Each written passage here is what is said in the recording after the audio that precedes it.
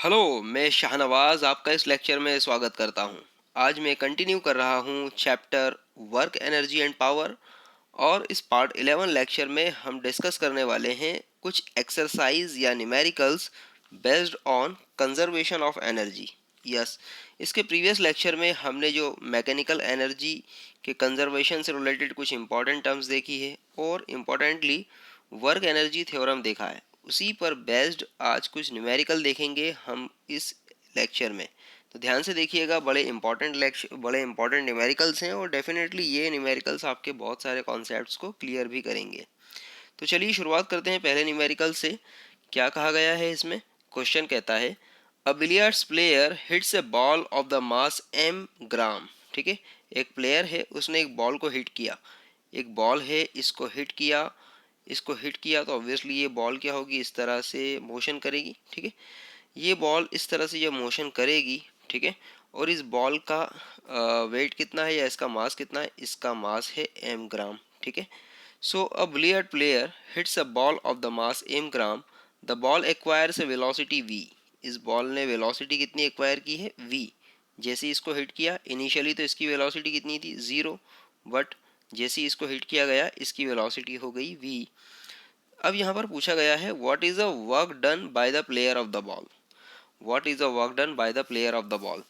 अब यहाँ पर हमें पता है वर्क डन क्या होता है। वर्क डन जबकि नाम बात होती है तो हम एक ही बात बोलते हैं कि भाई फोर्स मल्टीप्लाइड बाय डिस्प्लेसमेंट। अब ओब्वियसली इस बॉल को जब हिट किया गया था तो इस पर एक फोर्स अप्लाई किया गया था। ठीक है, अब इम्पॉर्टेंटली कि हमारे पास जो फॉर्मूला है वर्क डन का, W is equal to F S cos theta, क्या ये अप्लाई होगा इस पर? इम्पोर्टेंटली जो कॉन्सेप्ट आपको जो देखा है हमने, जो प्रीवियसली जब हमने वर्क की बात की थी, तो ऑब्वियसली ये कॉन्सेप्ट तभी अप्लाई होता है जब आप वर्क कंटिन्यूसली अप्लाई कर रहे हैं। ठीक है, इट मीन्स कि यहाँ पर अगर ऐसा होता कि कोई बॉक्स होता और कोई पर्सन उस बॉक्स को धकेल रहा होता कंटिन्यूसली, तब हम वर्क डन कैलकुलेट करते इस फॉर्मूले से। बट यहाँ पर क्या हुआ है, इस प्लेयर ने इस बॉल को हिट किया और वो जो हिट था या जो फोर्स उसने अप्लाई किया था वो मोमेंटरीली था या टेम्परेरीली था। ठीक है, या इंस्टेंटेनियसली था, वो कंटिन्यूस नहीं था। ठीक है, इसलिए यहाँ पर हम बात करेंगे एक्चुअल में काइनेटिक एनर्जी की, क्योंकि हमने देखा है प्रीवियस लेक्चर में कि जो वर्क डन होता है वो work done basically change in the kinetic energy के इक्वल होता है ना। The work done is basically equal to the change in the kinetic energy. So please note that here the force is not being applied continuously but instantaneously. Therefore, we cannot use the formula W is equal to Fs cos theta. Here the work done converts into the kinetic energy of the ball. तो ball की जो kinetic energy किससे दी जाएगी? W is equal to half mv square. जो kinetic energy का formula है W is equal to half mv square. Obviously यहाँ पर v क्या है? Velocity, m is the mass of the ball and it's a complete formula. ठीक है, I hope आपको कॉन्सेप्ट क्लियर हो गया होगा। चलिए नेक्स्ट न्यूमेरिकल देखते हैं हम लोग। इसमें क्या कहा गया है? और rocket of the mass 3 into 10 to the power 6 kilogram takes off from the launching pad and acquires a vertical velocity of 1 kilometre per second at an altitude of the 25 kilometre. ठीक है, कोई रॉकेट है, इस rocket को, ये suppose rocket है, इस rocket को जैसे ही लॉन्च किया गया, इस रॉकेट ने वर्टिकल वेलोसिटी एक्वायर की। ठीक है, ये रॉकेट वर्टिकल डायरेक्शन में इस तरह से मोशन करने लगा। ठीक है, वर्टिकल डायरेक्शन में इसने मोशन किया और इस हाइट 25 किलोमीटर तक ये पहुंच गया। ठीक है, 25 किलोमीटर तक ये इस हाइट पर पहुंच गया। फाइनली क्या हुआ, इस हाइट पर, फाइनली इस हाइट पर इसकी जो वेलोसिटी थी वो कितनी थी? 1 किलोमीटर पर सेकेंड। ठीक है, 1 किलोमीटर पर सेकेंड। तो हमसे कहा गया है calculate the potential energy and kinetic energy. अब देखिए कितना सिंपल है। यहाँ पर आपको वेलोसिटी दी हुई है, यहाँ पर आपको मास दिया हुआ है। ठीक है, यहाँ पर आपको हाइट दी हुई है और आपसे पूछा है बताइए पोटेंशियल एनर्जी क्या होगी। तो पोटेंशियल एनर्जी का फॉर्मूला हमें पता है, m इंटू जी इंटू एच। यहाँ पर m की वैल्यू हमें दी हुई है 3 into 10 to the power 6 kilogram, हमने लिखा उसे। अगेन यहाँ पर g की वैल्यू हमें 10 मीटर पर स्क्वायर सेकेंड दी हुई है, 10 की वैल्यू हमने लिख दी यहाँ पर। और फिर अगेन यहाँ पर हमें जो हाइट है जो कि मीटर्स में होना चाहिए, उस मीटर की हाइट को हमने कन्वर्ट किया फाइनली। ठीक है, मीटर की हाइट को हमने किलोमीटर में दिया हुआ है 25 किलोमीटर, उसे हमने मीटर में कन्वर्ट किया। तो मीटर में कन्वर्ट करने के लिए 25 इंटू 1000 हमने लिखा है यहाँ पर। फाइनली जब हम इसे सॉल्व करेंगे तो हमें आंसर मिलेगा 7.5 into 10 to the power 11 joule. इसी तरह से काइनेटिक एनर्जी भी हम कैलकुलेट कर सकते हैं। काइनेटिक एनर्जी का फॉर्मूला होता है हाफ एम वी स्क्वायर। हमें मास पता है, हमें वेलोसिटी पता है। Let's put the value. Mass की वैल्यू 3 × 10⁻⁶ और वेलोसिटी है 1000 स्क्वायर। वन, क्योंकि हमें वेलोसिटी दी हुई है 1 किलोमीटर पर सेकेंड, इसको मीटर में कन्वर्ट करेंगे तो ये हो जाएगा 1000 मीटर पर सेकेंड। ठीक है, तो हमने वेलोसिटी की वैल्यू यहाँ पर पुटअप की 1000 और उसका स्क्वायर है क्योंकि v का स्क्वायर है। फाइनली जब हम इसे सॉल्व करेंगे then we will get the answer 1.5 × 10⁻12 joule. ठीक है, ये है kinetic energy of the rocket. So बड़ा ही सिंपल सा न्यूमेरिकल था, आई होप आपको समझ में आया होगा। चलिए नेक्स्ट न्यूमेरिकल देखते हैं हम लोग। इसमें दिया हुआ है a 5 kilogram ball is thrown up with the speed of 10 metre per second. ठीक है, एक बॉल है जिसकी मास कितना है 5 किलोग्राम। ठीक है, और इसको आपने अप साइड में थ्रो किया, इस तरह से ऊपर की तरफ क्या किया, थ्रो किया। ऊपर की तरफ जब हमने इसको थ्रो किया तो ऑब्वियसली इसकी जो स्पीड है वो कितनी है 10 मीटर पर सेकेंड। इसकी इनिशियल जो वेलोसिटी होगी वो है 10 मीटर पर सेकेंड। अब ऑब्वियसली आपको पता है कि जैसे ही बॉल को हम ऊपर की तरफ थ्रो करेंगे तो इसकी initial velocity 10 metre per second है, लेकिन जैसे जैसे ये बॉल ऊपर जाती जाएगी वैसे वैसे क्या होगा, इसकी वेलोसिटी कम होती जाएगी और इसके टॉप मोस्ट पॉइंट पर इसकी वेलोसिटी क्या हो जाएगी, ज़ीरो। और फिर ये उसके बाद रिवर्स आना शुरू कर देगी। ठीक है, तो हमसे क्या कहा है, find its kinetic energy at the time of throw. जब आपने इसको थ्रो किया है तब आप काइनेटिक एनर्जी कैलकुलेट कीजिए। तो देखिए काइनेटिक एनर्जी का फॉर्मूला होता है हाफ एम वी स्क्वायर, हमें बहुत अच्छे से पता है।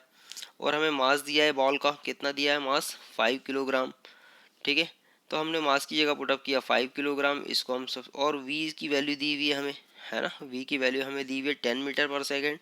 तो 10 मीटर पर सेकेंड का स्क्वायर हो जाएगा 100। फाइनली यहाँ पर हमने लिखा 100। सो फाइनली हमें काइनेटिक एनर्जी मिल गई यहाँ पर half into 5 × 100 is equals to 250 joule.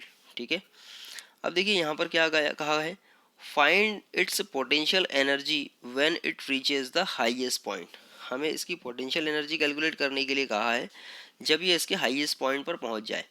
अब देखिए यहाँ पर जब पोटेंशियल एनर्जी की बात करते हैं तो हमें जो फॉर्मूला याद आता है वो याद आता है mgh। ऑब्वियसली यहाँ पर हाइट तो दी हुई है नहीं आपको, मास की वैल्यू पता है, जी की वैल्यू आप पुटअप कर सकते हैं 10, लेकिन एच की वैल्यू आपके पास नहीं है फिलहाल यहाँ पर। तो इसलिए आप पोटेंशियल एनर्जी का फॉर्मूला यहाँ पर अप्लाई नहीं कर पाएंगे। लेकिन आपको याद रखना है वर्क एनर्जी थ्योरम से। ठीक है, या इसके पहले हमने जो भी एग्जाम्पल्स देखे थे वर्क एनर्जी थ्योरम के या फिर एनर्जी कंजर्वेशन लॉ के, आप देख सकते हैं कि इसकी जो काइनेटिक एनर्जी है, ठीक है, वो पूरी तरह से कन्वर्ट हो जाएगी पोटेंशियल एनर्जी में। मतलब इस टॉप मोस्ट पॉइंट पर जब वेलोसिटी ज़ीरो होगी तब इसकी काइनेटिक एनर्जी पूरी तरह से क्या होगी, ज़ीरो होगी। ठीक है, क्योंकि वेलोसिटी ज़ीरो हो चुकी है। लेकिन ये काइनेटिक एनर्जी कहाँ जाएगी, तो ऑब्वियसली ये काइनेटिक एनर्जी जो है इस बॉल की पोटेंशियल एनर्जी में कन्वर्ट हो जाएगी।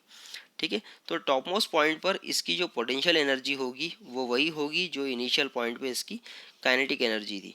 सो as the ball rises its kinetic energy decreases and its potential energy increases।